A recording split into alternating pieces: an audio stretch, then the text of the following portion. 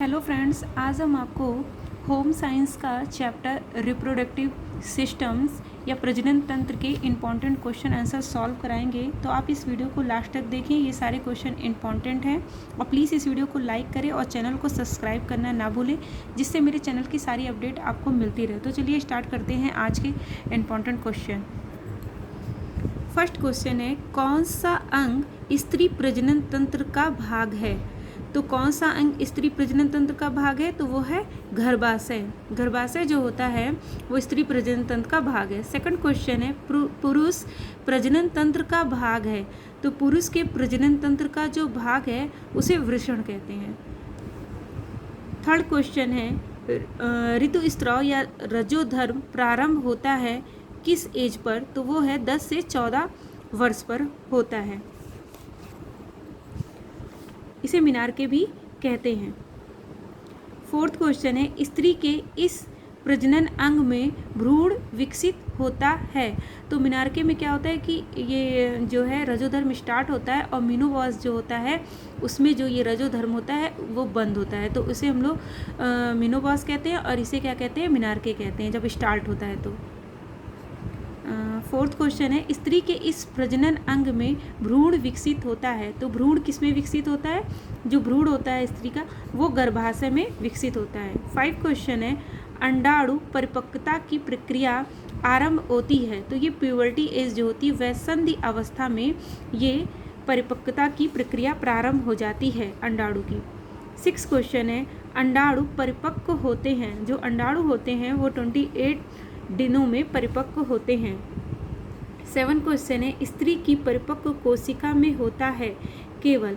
तो स्त्री की जो परिपक्व कोशिका होती है उसमें X गुणसूत्र होता है।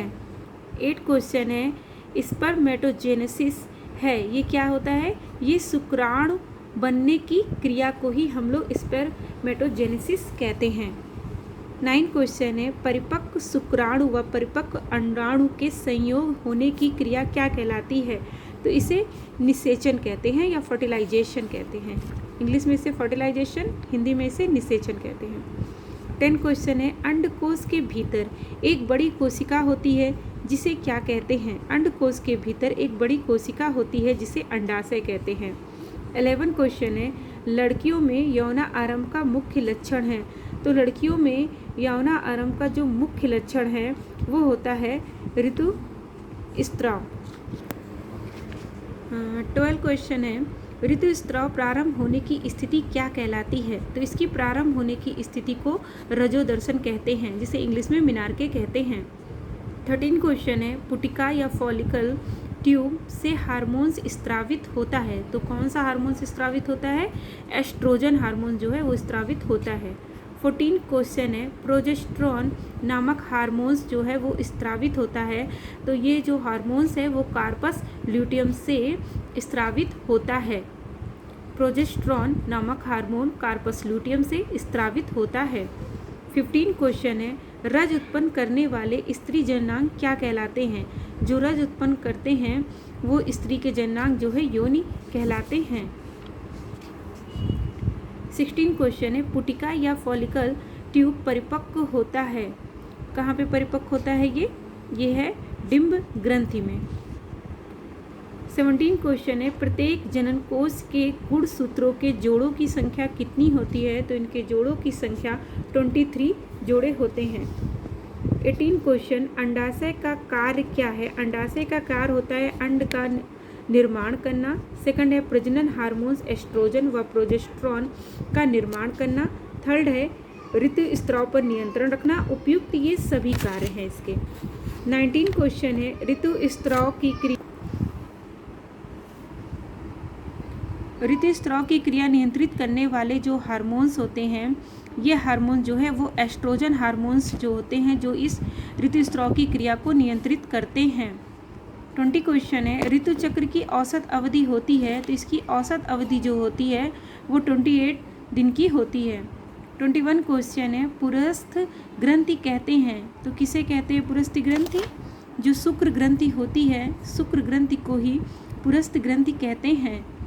22 है भ्रूण को पोषण जो है प्राप्त होता है, तो भ्रूण को जो पोषण होता है वो प्लेसेंटा के थ्रू प्राप्त होता है, और प्लेसेंटा को हिंदी में कहते हैं नाभिनाल में पाई जाने वाली रुधिर कोशिकाओं से, तो इसे प्लेसेंटा इंग्लिश में कहते हैं भ्रूण का जहाँ से पोषण प्राप्त होता है।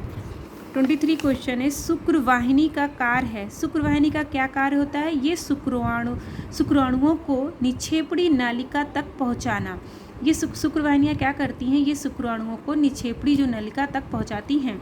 24 क्वेश्चन शुक्राणु शुक्रवाहिनियों के द्वारा उदर गुहा में स्थित थैले में पहुंचते हैं, जिसे क्या कहते हैं? जिसे हम लोग संकलन नलिका कहते हैं।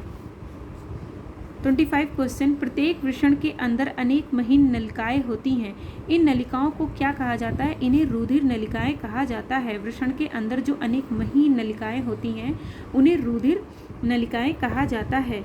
26 क्वेश्चन है गर्भावस्था के दौरान रुक जाता है, तो गर्भावस्था के दौरान जो है वो ऋतु चक्र का जो रुक जाना होता है। पुरुष हार्मोन्स होते हैं, पुरुष हार्मोन जो होते हैं वो टेस्टोस्टेरोन होते हैं, बाकी प्रोजेस्टेरोन, एस्ट्रोन व FSH ये तीनों ही हार्मोन्स स्त्रियों में पाए जाते हैं। 28 क्वेश्चन बाध्यता के लिए जिम्मेदार हो सकता है, तो बाध्यता के लिए स्त्री व पुरुष में से कोई एक जिम्मेदार हो सकता है। 29 क्वेश्चन है संतान उत्पत्ति की प्रक्रिया को संपन्न करने वाले तंत्र को क्या कहते हैं? तो इसे हम लोग प्रजनन तंत्र कहते हैं। 30 क्वेश्चन है पुरुष प्रजनन तंत्र का अंग नहीं है, तो कौन सा पुरुष के प्रजनन तंत्र का अंग नहीं है? तो वो होता है वृक्क, और वृषण, शुक्राशय और शिश्न होता है, लेकिन वृक्क नहीं है। 31 क्वेश्चन है भ्रूण का रोपण कहाँ पर होता है? तो भ्रूण का जो रोपण होता है वो गर्भाशय में होता है। 32 क्वेश्चन है यदि मनुष्य में शुक्रवाहिनियों को काट दिया जाए तो क्या होगा? तो वीर में शुक्राणु नहीं होंगे, इसका आंसर होगा। 33 क्वेश्चन है अंडाशय से अंडकों के मुक्त होने को कहते हैं, अंडाशय से अंडकों के मुक्त होने को अंडातोत्सर्ज कहा जाता है।